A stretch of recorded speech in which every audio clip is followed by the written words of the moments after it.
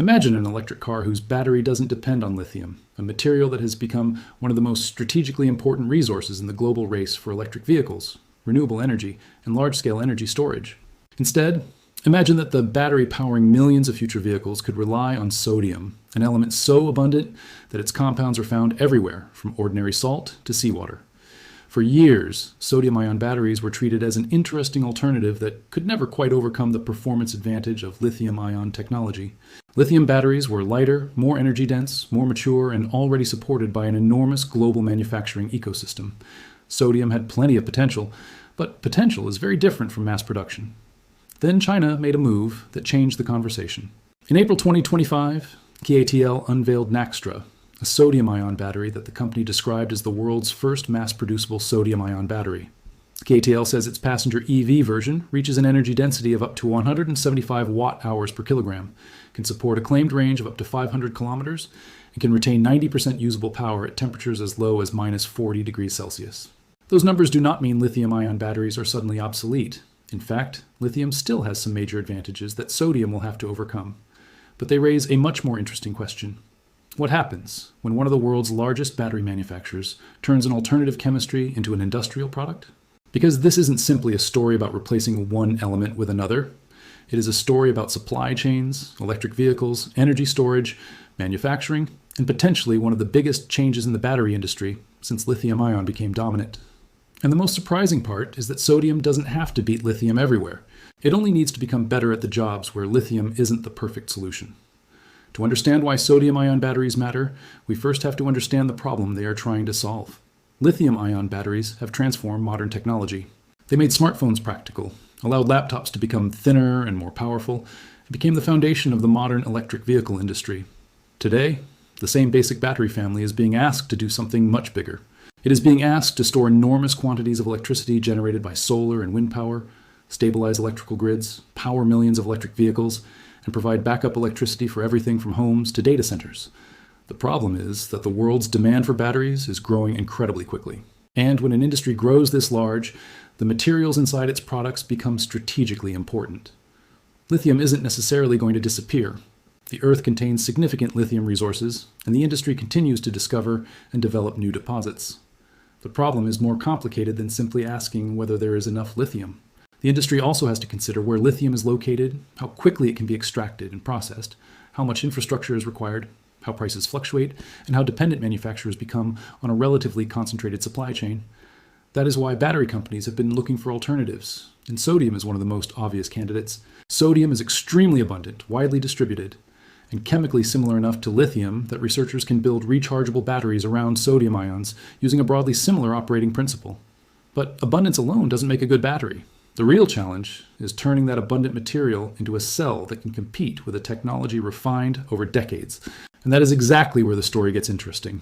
At first glance, a sodium-ion battery doesn't sound revolutionary. A lithium-ion battery moves lithium ions between its electrodes during charging and discharging. A sodium-ion battery does essentially the same basic thing, except the charge-carrying ion is sodium. Think of the battery as a system with two storage areas connected through an electrolyte. During charging, sodium ions move toward one electrode, storing energy in the chemical structure. During discharge, they move back, releasing that energy as electricity. The basic concept is familiar. The engineering problem is not. Sodium ions are larger and heavier than lithium ions, which makes it more difficult to achieve the same energy density. And energy density is one of the most important measurements in battery technology because it determines how much energy can be stored without making the battery excessively large or heavy. This is where lithium has maintained a major advantage. A high-performance electric vehicle needs to carry its battery everywhere it goes. Every additional kilogram affects efficiency, acceleration, handling, and range. The same is true for smartphones, laptops, drones, and aircraft. If two batteries store the same amount of energy, but one weighs substantially more, the lighter battery has an enormous practical advantage. So why would anyone choose sodium? Because energy density isn't the only thing that matters. This is probably the most important point in the entire story. The future of batteries may not be a competition where one chemistry destroys another. Instead, different battery chemistries could specialize in different jobs. Imagine an electric sports car designed to travel hundreds of kilometers at high speed while keeping its weight as low as possible.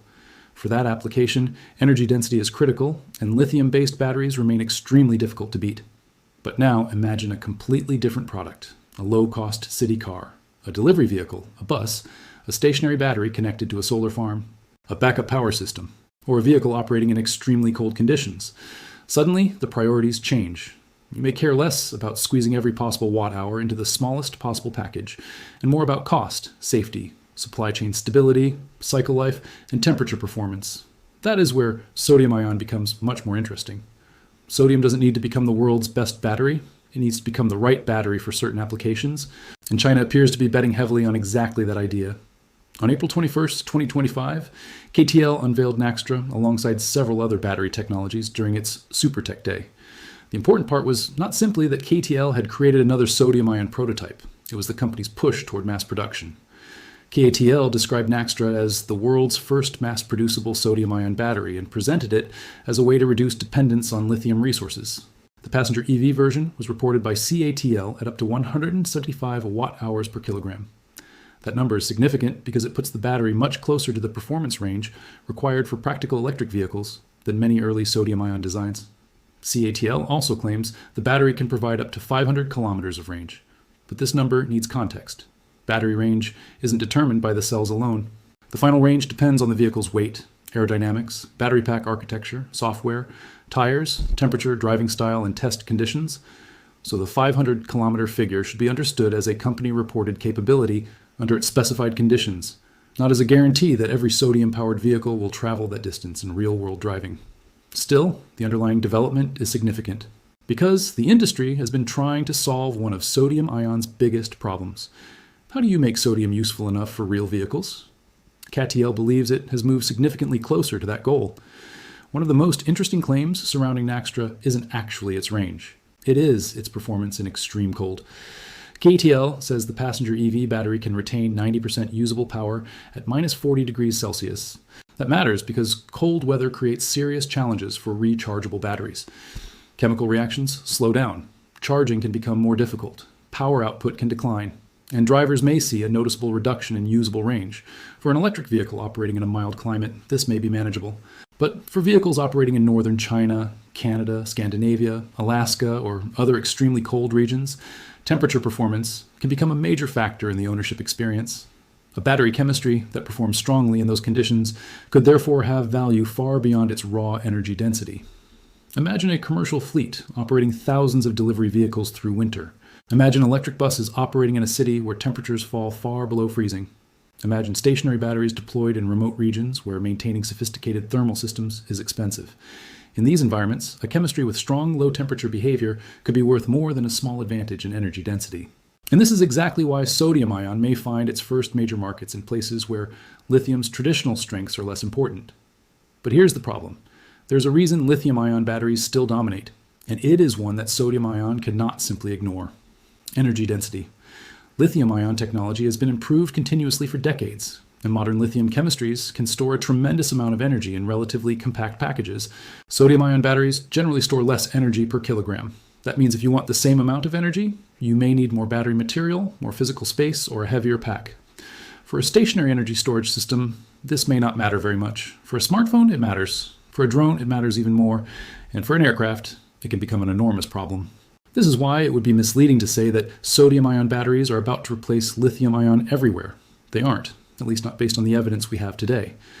A more accurate statement is much more interesting. Sodium-ion could reduce the world's dependence on lithium by taking over specific parts of the battery market. And if that happens at massive scale, it could still have enormous consequences. Now we reach the part of the story that goes beyond chemistry. China has built one of the world's most extensive battery manufacturing ecosystems. It has enormous capacity in battery cells, materials, electric vehicles, components, industrial machinery, and energy infrastructure. That matters because creating a new battery chemistry is only half the challenge. The other half is manufacturing it. A laboratory can produce an impressive battery cell. A factory has to produce millions of them every day, at consistent quality, at a competitive price, with reliable materials, and with a supply chain capable of supporting enormous production volumes. China's existing battery industry gives companies like CATL a major advantage when trying to commercialize a new chemistry. Instead of building an entirely new industrial ecosystem from zero, sodium-ion technology can be integrated into an industry that already has enormous manufacturing expertise. This is one of the reasons CATL's move is more significant than a simple research breakthrough. It is an attempt to turn sodium ion from a scientific possibility into an industrial product. Imagine that the global battery industry relies almost entirely on one dominant chemistry. Now imagine demand suddenly doubles. Manufacturers need more raw materials. Mining companies need more capacity. Processing plants need to expand. Prices fluctuate. Countries become increasingly concerned about supply security. Now introduce another battery chemistry that uses different raw materials. Even if that chemistry isn't better in every way, it gives manufacturers another option, and that option has strategic value. This is where sodium becomes much more than an engineering experiment. It becomes a form of supply chain diversification. Lithium can remain extremely important while sodium reduces pressure on lithium demand. That could become particularly valuable as electric vehicles and grid-scale storage continue expanding. And interestingly, CATL's own strategy appears to reflect this multi-chemistry future. The company has presented concepts that combine different battery chemistries within the same broader architecture, effectively using different technologies for different requirements. That suggests something important. The future may not be about finding one perfect battery. It may be about finding the best combination of batteries. The most obvious opportunity may be stationary energy storage. Consider a huge solar farm. During the middle of the day, solar panels can produce enormous amounts of electricity, but electricity demand doesn't always peak at the same time. So the energy has to be stored and released later. This is where batteries become essential, and stationary batteries have a major advantage over vehicle batteries. They don't have to move. Weight becomes far less important. A battery storage facility can occupy a larger physical footprint if the economics make sense. That changes the calculation. A sodium battery that is slightly heavier but cheaper, safer, or easier to source could be highly attractive for grid storage. The same logic applies to backup power systems, telecommunications, infrastructure, industrial facilities, and renewable energy installations. This could become one of the most important markets for sodium-ion technology, not because it makes the most exciting headlines, but because the world is going to need an enormous amount of energy storage. There is another market where sodium could become extremely important: affordable electric vehicles. Consider a small city car. It doesn't need an 800-kilometer range. It doesn't need a massive battery. It doesn't need to accelerate like a sports car. It needs to be affordable, reliable, and inexpensive to operate. A sodium-ion battery could potentially fit that market extremely well. The same could apply to delivery vehicles, small commercial fleets, electric buses, and other vehicles where absolute maximum energy density isn't the primary goal. This creates a fascinating possibility. Lithium could continue powering premium and long-range vehicles, while sodium becomes increasingly important in affordable and practical transportation. Instead of one battery technology dominating every category, the market could fragment into specialized chemistries, and that could make electric transportation cheaper for millions of people. Safety is another area where sodium-ion technology could have an advantage, depending on the exact chemistry and cell design. Lithium-ion batteries can experience thermal runaway under certain failure conditions, which is why modern battery packs require sophisticated monitoring, cooling, and protection systems. Sodium-ion chemistry can offer different safety characteristics, and researchers continue to study its thermal stability and failure behavior. CATL says Naxtra was designed with safety characteristics at the material level and emphasizes its performance across a wide temperature range. But again, we should avoid turning that into a simplistic statement that sodium batteries are automatically fireproof. Battery safety depends on chemistry, cell design, manufacturing quality, pack architecture, and control systems. The real advantage is that sodium gives engineers another chemistry to work with. And that matters because battery safety becomes increasingly important as storage systems grow larger. Now, for one of the biggest misconceptions, you might hear that sodium batteries must automatically be cheaper because sodium is abundant. That's not how battery economics work. The raw material is only one part of the cost. You need electrode materials, manufacturing equipment, electrolytes, separators, factories, quality control systems, formation and testing, packaging, battery management systems, and an enormous industrial supply chain. Lithium-ion batteries have had decades to optimize all of this. Sodium-ion technology is newer. So even if sodium's raw materials are abundant, the finished battery does not automatically become cheaper overnight. The real potential advantage appears when production reaches scale, and that brings us back to China. The winner of a technology race isn't always the company that creates the most impressive prototype. Sometimes the winner is the company that can manufacture an acceptable technology faster, cheaper, and at greater scale than everyone else. China has demonstrated enormous manufacturing capabilities across batteries, solar panels, electric vehicles, and other clean energy technologies. That industrial ecosystem could give sodium-ion technology a unique opportunity. If manufacturers can increase production, suppliers invest in sodium-specific materials. If suppliers scale, costs can fall, If costs fall, more vehicle manufacturers and energy storage companies become interested. If more companies adopt the technology, production increases again, and that creates a feedback loop. This is how an experimental technology becomes an industry. The question is whether sodium-ion can reach that point. There are three realistic ways this story could develop. The first is that sodium-ion remains a niche technology. It works, but lithium-ion continues becoming cheaper and better so quickly that sodium never achieves a major market share. In that scenario, sodium could still find applications in specialized storage and cold weather systems. The second scenario is probably more interesting. Sodium becomes a mainstream complementary chemistry. Lithium remains dominant in high performance and long-range applications, while sodium takes meaningful market share in stationary storage, affordable EVs, commercial vehicles, and harsh climates. The third scenario is the most disruptive. Sodium-ion technology continues improving, manufacturing costs fall rapidly, energy density increases, and major automakers begin using it across large portions of their vehicle lineups. In that world, sodium wouldn't necessarily destroy lithium. Instead, it would become a major competitor that forces the entire battery industry to become more flexible. And that could change battery economics globally. The biggest story here isn't really that China found a way to replace lithium. That headline is attractive, but it oversimplifies what's happening. The bigger development is that the battery industry is moving toward a multi-chemistry future. Lithium has strengths, sodium has different strengths. Other battery technologies are also being developed. Solid-state batteries, iron-based chemistries, flow batteries, and other experimental systems. The energy transition doesn't necessarily need one battery chemistry to win. It needs enough different technologies to solve different problems. And sodium could become one of those technologies. That's why CATL's Naxtra matters. It represents a move toward diversification. And diversification is powerful, because when one technology has a weakness, another can fill the gap. So, can China's sodium battery finally replace lithium? Probably not completely. And anyone claiming that lithium-ion batteries are about to disappear is getting ahead of the evidence. Lithium remains extremely strong in applications where energy density, compact size, and mature manufacturing are critical. But sodium doesn't need to defeat lithium everywhere. It only needs to become competitive where its advantages matter more. If sodium-ion batteries can deliver strong performance in cold climates, reduce dependence on critical minerals, provide cost-effective energy storage, and become competitive in affordable electric vehicles, then something important happens. The world gains another option, and that option could reduce pressure on lithium supply chains while making the battery industry more resilient. CATL's Naxtra shows that sodium-ion technology is no longer just a laboratory experiment. The company has presented a mass production pathway and reported performance levels that bring sodium much closer to practical EV applications. But the real test begins now. Can those batteries be produced cheaply? Can automakers deploy them at enormous scale? Can energy storage companies make them economically competitive? And can sodium continue improving fast enough to close the remaining performance gap?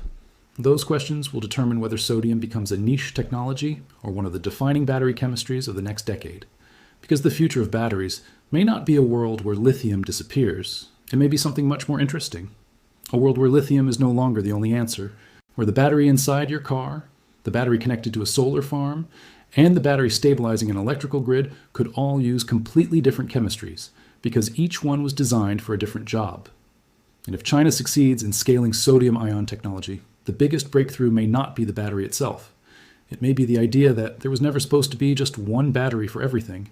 The battery race is only getting started. From sodium-ion batteries and next-generation EVs to the machines and materials that could reshape entire industries, the technologies being developed today could look very different from the systems we depend on tomorrow. Subscribe if you want to see the engineering behind those breakthroughs, not just the headlines.